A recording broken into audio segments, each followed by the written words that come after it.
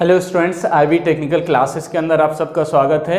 आज हम लोग unit 1 testing and maintenance of electrical machine का जो यूनिट 1 है उसको हम लोग एक बार ओवरव्यू देखना चाह रहे हैं और जो बच्चे पढ़ चुके हैं हमारे पास उनको रिवीजन क्लास दे रहे हैं। यानी ओवरव्यू जो आपने नहीं भी पढ़ा तो कोई बात नहीं, आज हम लोग शॉर्ट के अंदर पूरे यूनिट के बारे में क्या क्या पढ़ना उन सारी चीज़ को जानेंगे, रिवाइज करेंगे। तो एक एक चीज़ करके देखते हैं हम लोग। यूनिट 1 यानी testing and electrical maintenance of electrical machine के अंदर यूनिट 1 के अंदर बहुत बेसिक चीज़ दिया गया है और ये बेसिक चीज़ बहुत इंपॉर्टेंट है। क्यों इंपॉर्टेंट है? क्योंकि अब आप लोग प्रैक्टिकल लाइफ में जाने वाले हैं। यानी आप लोग जब किसी संस्था के अंदर, इंस्टीट्यूशन के अंदर, कंपनी के अंदर जाएंगे और मशीन पर काम करेंगे तो वहाँ पर अभी जो आप पढ़ रहे हैं ये सारी चीज़ बहुत ज़्यादा आपको काम आने वाली है। तो यूनिट 1 बेसिक चीज़ है लेकिन बहुत इंपॉर्टेंट है प्रैक्टिकल लाइफ के लिए, क्योंकि इस यूनिट के अंदर हम लोग बहुत सारे बेसिक नॉलेज और बेसिक सेफ्टी के रूल्स जानेंगे और हम लोग को शौक लग गया किसी को तो क्या करना चाहिए, उन सब के बारे में हमको यूनिट 1 के अंदर पढ़ना होता है जो आपका बहुत ज़्यादा आगे चलकर काम आता है। तो यूनिट 1 के अंदर हम लोग को क्या पढ़ना है? तो यूनिट 1 के अंदर जो सबसे पहला चीज़ पढ़ना है वो डिफिनेशन ऑफ बेसिक टर्म, यानी कुछ छोटे छोटे टर्म्स हैं, उन टर्म्स के बारे में उनका परिभाषा जानना है। जैसे आपका क्या है, सेफ्टी किसको कहा जाएगा? तो इसके अंदर हम लोग सेफ्टी ऐसे चीज़ को कहते हैं जिसके अंदर किसी भी प्रकार का हमको कोई नुकसान, कोई हार्म नहीं पहुँचे।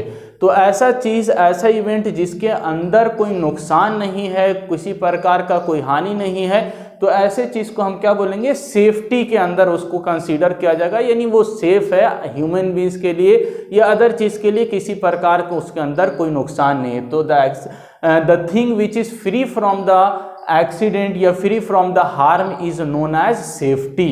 दूसरा चीज़ हैजार्ड। हैजार्ड का मतलब क्या है? नुकसान। यानी ऐसा चीज़ जिसके अंदर किसी भी प्रकार का नुकसान हो रहा है, आपको डैमेज पहुंच रहा है, तो उसको क्या कहा जाएगा? हैजार्ड कहा जाएगा। फॉर एग्जांपल अगर आपको इलेक्ट्रिकल शॉक लग गया तो ये क्या एक प्रकार का नुकसान है, हैजार्ड है, इसको इलेक्ट्रिकल हैजार्ड कहा जाएगा। या आप सीढ़ी पर चढ़े, सीढ़ी पर चढ़ के गिर गए तो ये क्या हो गया? ये भी एक प्रकार का हैजार्ड है। जिसके अंदर हाथ टूट गया, पैर टूट गया तो आपका मैकेनिकल हैजार्ड हो गया। तो हैजार्ड और इसका टाइप फिर यानी डिफरेंट टाइप का हो सकता है। जैसे अभी हम बात कर रहे थे, आपका बायोलॉजिकल हैजार्ड हो सकता है। जैसे आपका भी कोरोना वायरस फैल रहा है तो ये क्या एक प्रकार का बायोलॉजिकल हैजार्ड है। मैकेनिकल हैजार्ड हो सकता है, यानी मैकेनिकल किसी प्रकार का आपको डैमेज हो गया, चोट लग गया तो ये मैकेनिकल हैजार्ड के अंदर है। या आपका फिजिकल हैजार्ड, हाथ पैर के अंदर चोट लग रहा है, टूट रहा है, फिजिकल।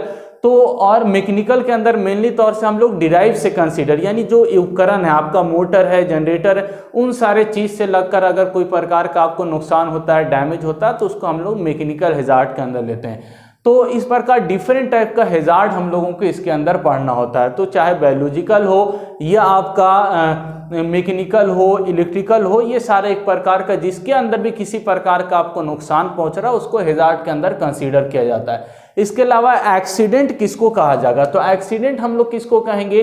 तो कोई भी ऐसा इवेंट जो सडन हो जाए, अनप्लान्ड हो जाए, अचानक हो जाए तो उसको क्या कहा जाएगा? Accident. The event which is occur और विच हैपन सडनली। कोई भी ऐसी चीज जो सडन हैपन हो जाता है, अनप्लान हो जाता है, अचानक हो जाता है, एक्सीडेंट कहा जाता है। एक्सीडेंट आपका अच्छा भी हो सकता है, बुरा भी हो सकता है, लेकिन जनरली एक्सीडेंट हम लोग समझते हैं जिसके अंदर आपका कोई नुकसान हो जाता है, दुर्घटना हो जा सकता है। तो एक्सीडेंट यहाँ पर भी मेनली तौर से हम लोग एक्सीडेंट का मतलब इलेक्ट्रिकल एक्सीडेंट की बात करेंगे, यानी जिसके अंदर शॉक लग गया तो ये क्या है एक प्रकार का अनप्लान चीज हो गया। आपने प्लान नहीं किया था, आपको मालूम नहीं था और सडनली झटका लग गया तो क्या एक प्रकार का एक्सीडेंट हो गया।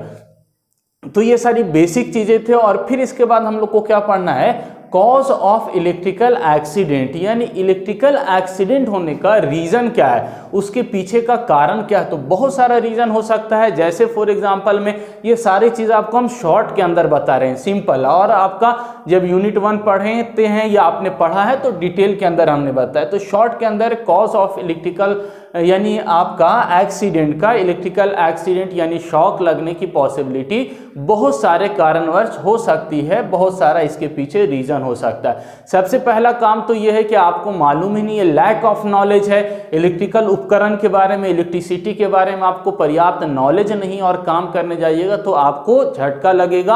आप किसी भी मशीन के संपर्क में बगैर नॉलेज के आइएगा तो आपके साथ एक्सीडेंट होगा। तो सबसे इंपॉर्टेंट चीज, अगर इलेक्ट्रिकल एक्सीडेंट से बचना है, आपको शॉक से बचना है, तो आपको प्रॉपर नॉलेज होना चाहिए।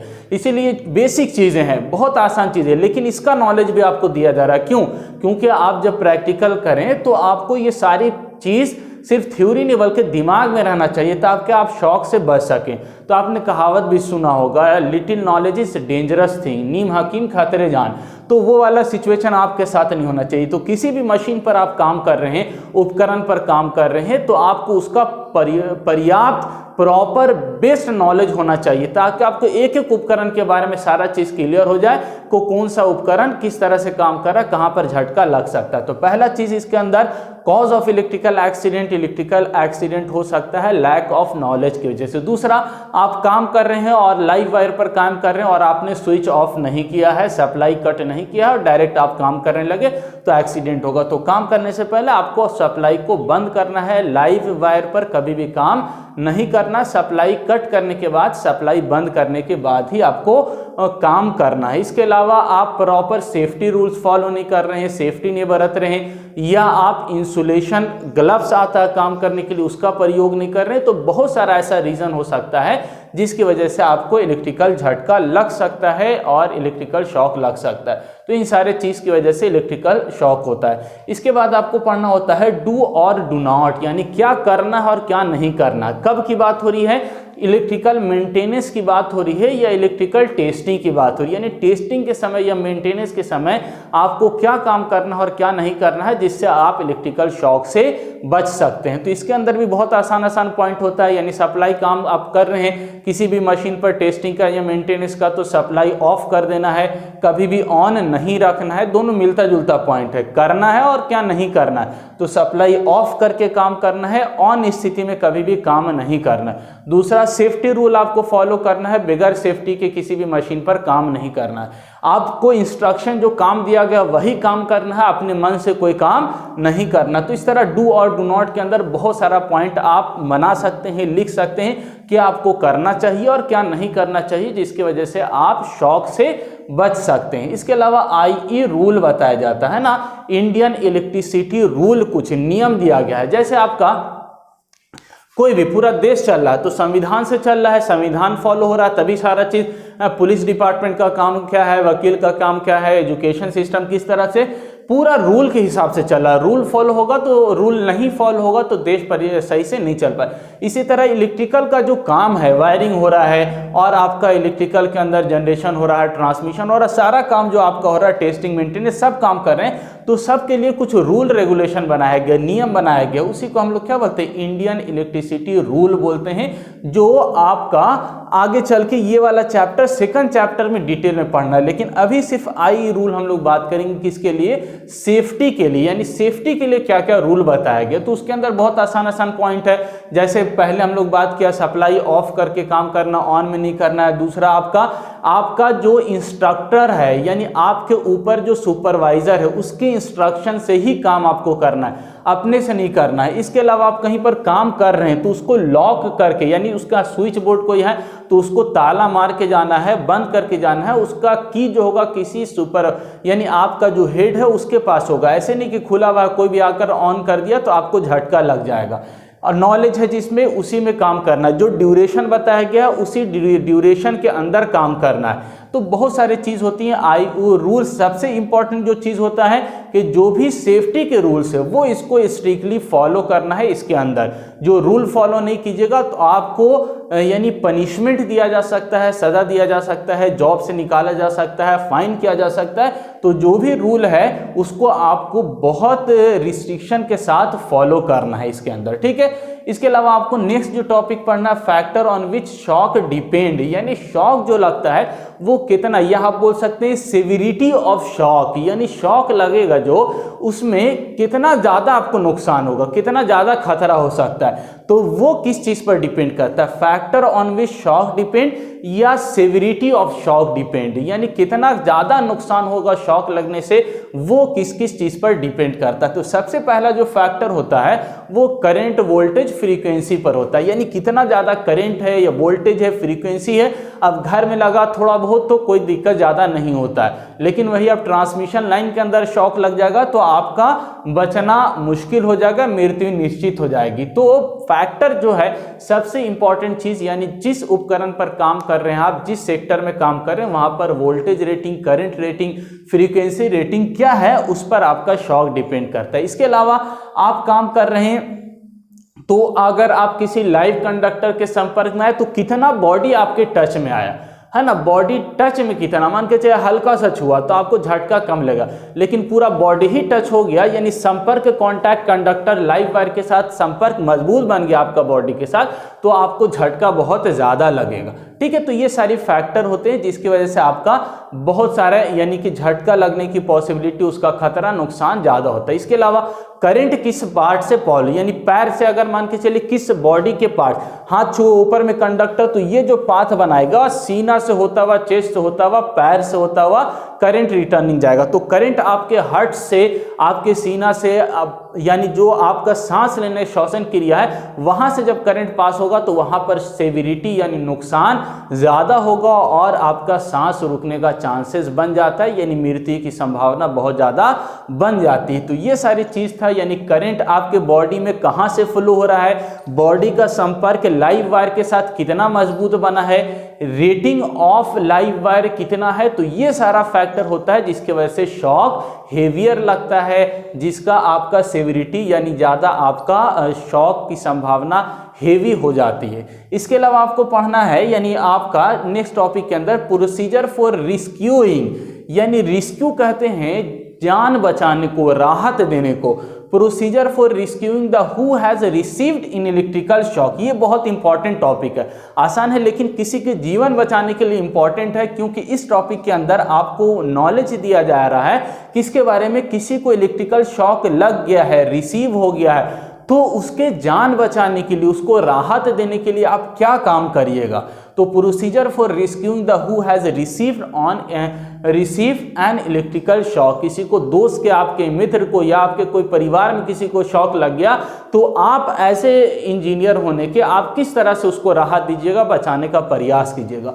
तो सबसे पहला काम जो इसके अंदर बताया जाता है वो सबसे पहला काम, किसी को शॉक लग गया है लाइव वायर के संपर्क में, तो सबसे पहला काम करना आपको सप्लाई को ऑफ करना है। सप्लाई ऑन है और आप बचाने के लिए जा रहे हैं, उसको टच कर दिया तो आपको ही झटका लग जाएगा और आप भी यानी आप भी एक्सीडेंट के शिकार हो जाएंगे। तो पहला काम क्या करना है, किसी को बचाना है, रेस्क्यू देना है, राहत देना है, शॉक लगे हुए तो सप्लाई के संपर्क में है तो सप्लाई को कट करना है, सप्लाई को बंद करना है। दूसरा चीज, अगर सप्लाई को बंद करना इमीडिएट ऑप्शन नहीं है, वहां पर कोई सुविधा नहीं है, दूर में आपका सप्लाई स्विचेस है तो बंद नहीं कर पाएंगे, तो पेशेंट को यानी जो आपका जिसको शॉक लग गया है उसको कैसे हटाइएगा। तो कोई भी इंसुलेटिंग मटेरियल से, नॉन कंडक्टिंग मटेरियल से, जैसे बांस हो गया, लकड़ी हो गया, रबर मेट हो गया, तो इस तरह का जो नजदीक में आपका सुविधा है उस चीज से, नॉन कंडक्टिंग मटेरियल से उसको धक्का मारना है ताकि वो क्या हो जाए, इलेक्ट्रिकल जो लाइव वायर के संपर्क में है उससे उसका संपर्क टूट जाए। इसमें ध्यान रखना है कि आप डायरेक्टली पेशेंट के यानी जिसको झटका लगा उसके डायरेक्ट संपर्क में नहीं आना आपको, और न ही किसी कंडक्टिंग मटेरियल से उसको टच करना। नॉन कंडक्टिंग मटेरियल का यूज करना है, जैसे लकड़ी है, बांस है, रबर मेट्स है, रबर का बना हुआ चटाई, तो इन सारे चीज का यूज करके उसको हटाना है। इसके अलावा झटका लग गया है पेशेंट तो उसको देखना है, फौरन डॉक्टर को कॉल करना है। अगर कुछ आपके पास लग गया है, जल गया है या इस तरह का कुछ है तो आप वहां पर उसका फौरन ट्रीटमेंट करके आपसे जो हो सकता है वो वहां पर आपको करना है।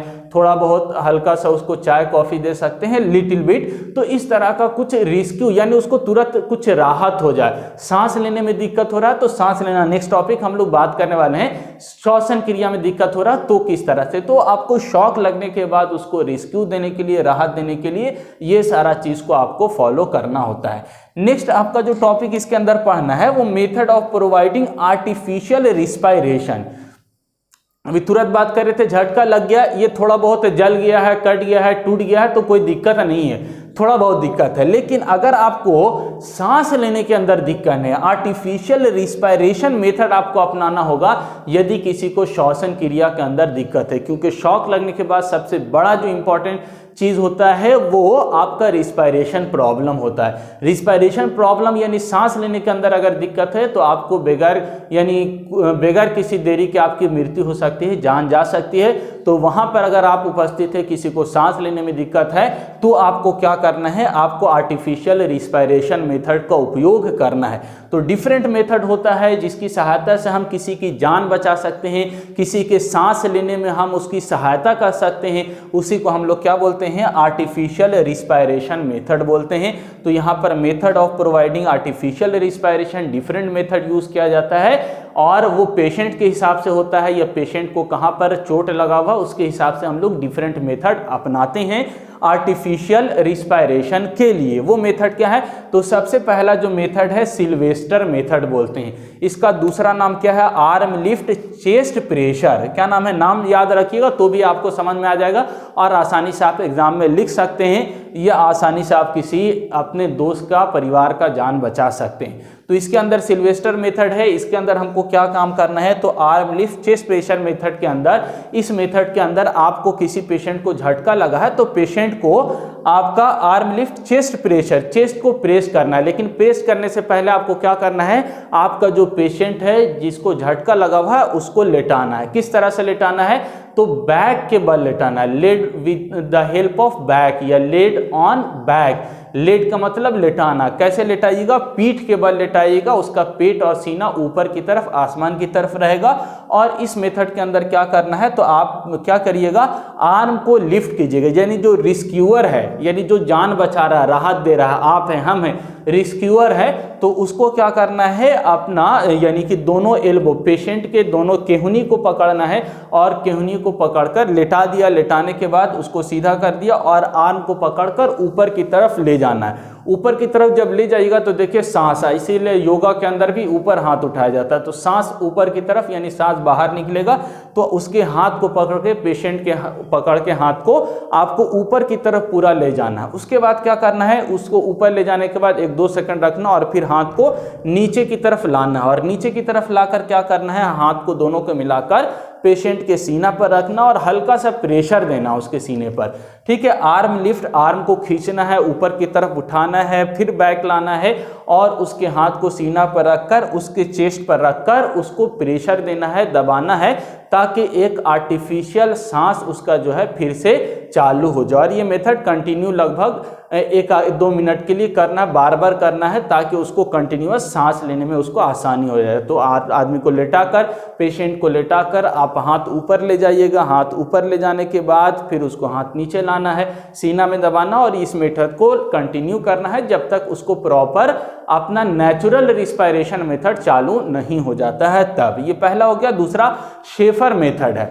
शेफर मेथड के अंदर हम लोग क्या करते हैं, इसके अंदर हम लोग क्या किया, सीना को ऊपर की तरफ रखें, पीठ के बल लेटाए, लेकिन शेफर मेथड में उल्टा लेटाते हैं, यानी कि पेट के बल या सीना के बल या इसी को बेली के बल बोलते हैं, बेली पेट के बल लेटाना है और आपका सीना जो होगा वो ऊपर की तरफ होगा। बेली के बल यानी सीना के बल या पेट के बल लेटा दिया। लेटाने के बाद क्या करना है, पेशेंट के एक हाथ को बाहर की तरफ निकाल देना है और दूसरे हाथ को उसके हाथ यानी चेहरा के नीचे रखना और चेहरा को बाहर की तरफ कर देना है, ताकि उसका मुंह और नाक बाहर की तरफ हो जाए और सांस लेने में उसको किसी प्रकार की कठिनाई नहीं हो। और साथ ही साथ दोनों मेथड या कोई भी आर्टिफिशियल मेथड अपराध है तो उसके अंदर देख लेना जो पेशेंट है झटका लगा हुआ है उसके मुंह के अंदर कुछ है नहीं। अगर उसके मुंह के अंदर नकली दांत भी लगा हुआ आर्टिफिशियल टीथ है तो उसको बाहर निकाल देना, उससे भी सांस लेने में दिक्कत होता है। तो इस शेफर मेथड के अंदर आप क्या कर रहे हैं, हाथ को बाहर की तरफ निकाल लें, एक हाथ चेहरा के नीचे रखेंगे, चेहरा को थोड़ा सा बेंड कर देंगे ताकि मुंह और नाक बाहर की तरफ आए, सांस लेने में आपको आराम हो।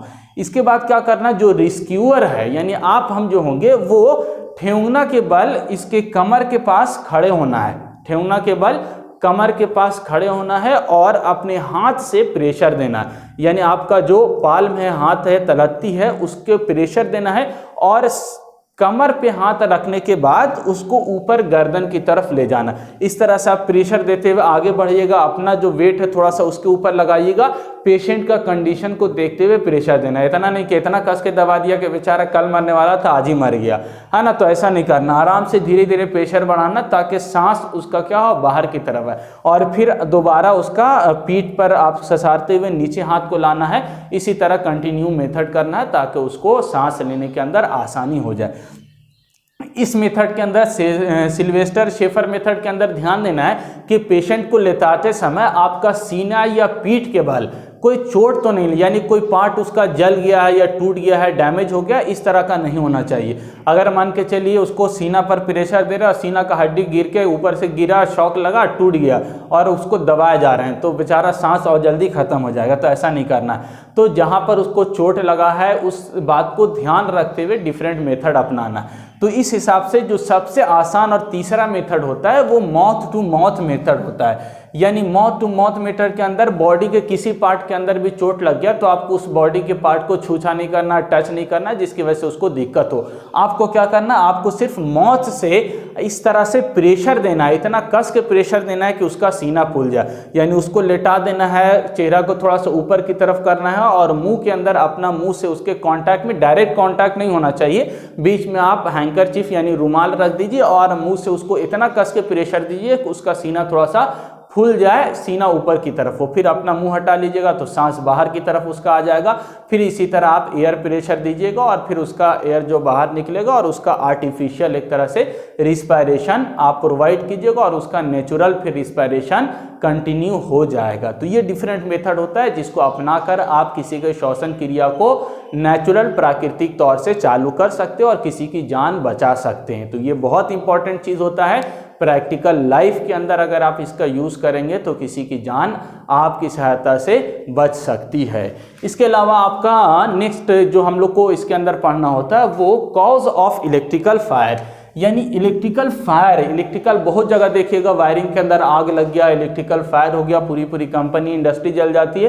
तो उसके लिए आपको क्या करना है, तो कुछ ऐसी गलती हो जाती है जिसकी वजह से इलेक्ट्रिकल फायरिंग, इलेक्ट्रिकल कॉज की वजह से फायर आग लग जाता है। तो cause of electrical fire, electrical fire होने का रीज़न क्या है। तो सबसे पहला जो रीज़न होता है वो सस्ता मटेरियल यूज़ करने के चक्कर में आग लगे। तार तो लगाया पूरा वायरिंग के अंदर, लेकिन वायरिंग एकदम घटिया, सबसे जाके मार्केट में कौन वाला तार खोजा, जो सबसे सस्ता वाला है वही वाला खोजा। इतना सस्ता है कि उसका इंसुलेशन, थोड़ा सा करंट पास हुआ, इंसुलेशन हीट होकर उसमें लग गया आग और पूरे घर में लग गया आग, फायर हो गया। ठीक है, तो ये पहला आपका घटिया टाइप का मटेरियल यूज़ कीजिएगा तो आग लगेगा, उससे कोई उपाय नहीं है। तो पहला चीज़ घटिया मटेरियल का यूज़ नहीं करना। दूसरा, फ्यूज वायर का जो रेटिंग है वो प्रॉपर रेटिंग का होना चाहिए। फ्यूज मेल्ट होते समय उसमें आग लग सकता है, कब, जब सही पर्याप्त रेटिंग आप यूज नहीं कीजिएगा तो फ्यूज का जो रेटिंग होगा वो सही पर्याप्त होना चाहिए। इसके अलावा आपका जो इंसुलेटिंग मटेरियल है यानी प्रोटेक्टिंग डिवाइस है उसका पर्याप्त यूज कीजिएगा।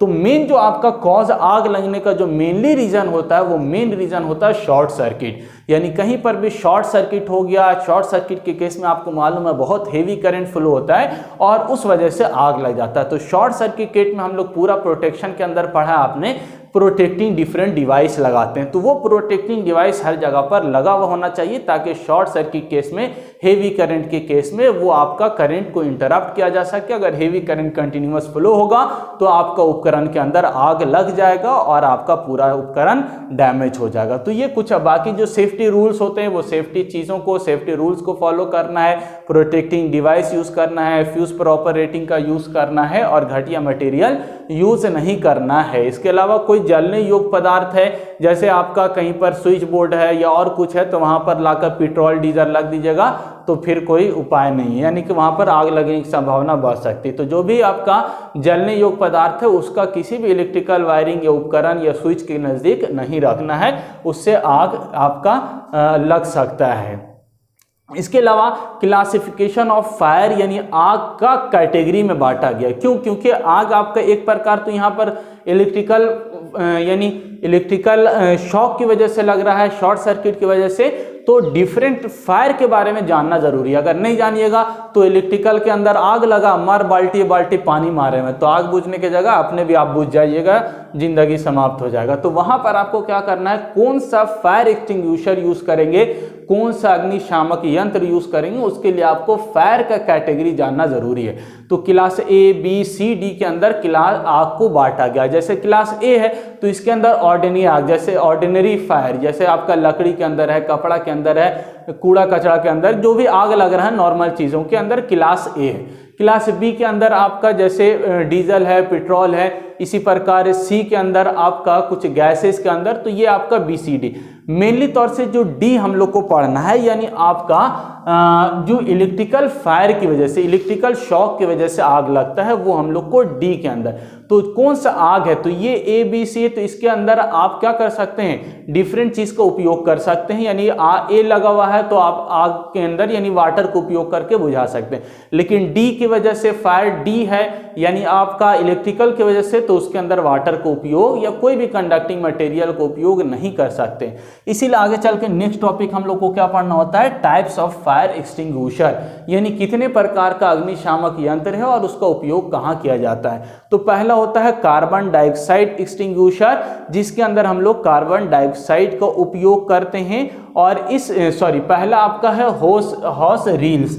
ये हॉस रील्स क्या होता है, तो सिंपल कंटेनर टाइप का होता है और इसके अंदर वाटर भरा हुआ होता है। और ये वाटर क्या होता है, बहुत हाई प्रेशर के साथ भरा होता है। इसके अंदर कुछ ऊपर में नॉब या स्विच टाइप का होगा, उसको आप प्रेशर कीजिएगा, दबाइएगा, तो इसके अंदर से वाटर का छिड़काव होगा और काफी दूर से आप वाटर को दूसरी जहां पर आग लग रहा है वहां पर आप छिड़काव कर सकते हैं और इसकी सहायता से आग को बुझाया जा सकता है। तो ये आपका हॉस रील का उपयोग के अंदर, यानी हॉस रील जो फायर एक्सटिंग्विशर होगा, वाटर भरा होगा प्रेशर के साथ, उसका उपयोग करके आग बुझाया जाएगा।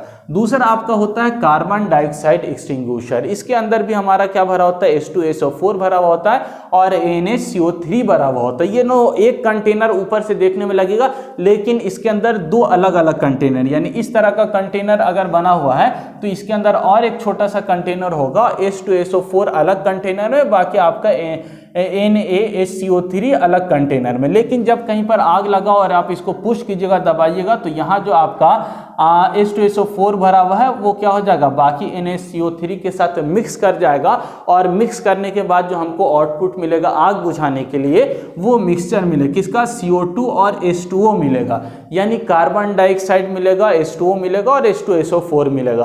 तो जो आपका कार्बन डाइऑक्साइड है और H2O है, ये दोनों आग को बुझाने के लिए सहायता करता है। कार्बन डाइऑक्साइड क्या करेगा, जो ऑक्सीजन है उस ऑक्सीजन का संपर्क, जहां पर आग लग रहा है चारों तरफ ऑक्सीजन है, अगर CO2 वहां पर अगर चारों तरफ हो जाएगा तो ऑक्सीजन का आग के साथ जो संपर्क है वो टूट जाएगा और ऑक्सीजन का जो संपर्क जो है जब आग के साथ टूटेगा तो आग बुझ जाएगा।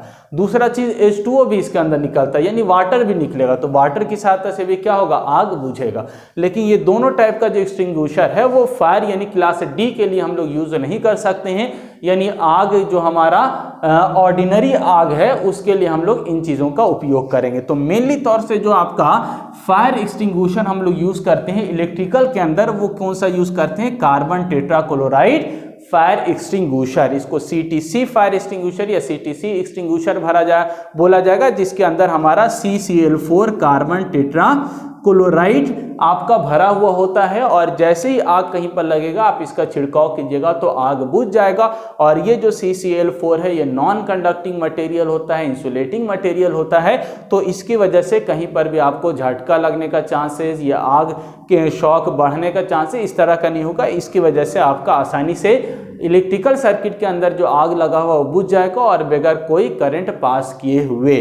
तो ये आपका CCl4 ही मेनली तौर से हम लोग का यानी इलेक्ट्रिकल के अंदर फायर को, आग को बुझाने के लिए उपयोग किया जाता है। तो ये कंप्लीट ओवरव्यू एक तरह से आपको दिया या रिवीजन कराया फर्स्ट यूनिट का। इसके बाद यूनिट 2 का भी आपको हम थोड़ा सा हिंट्स देंगे और फिर आगे का जो टॉपिक है जो मेनली तौर से हम लोग को टेस्टिंग एंड मेंटेनेंस पढ़ना है वो थर्ड यूनिट से पढ़ना है, जहां पर डिफरेंट उपकरण का हम लोग टेस्टिंग करना सीखेंगे।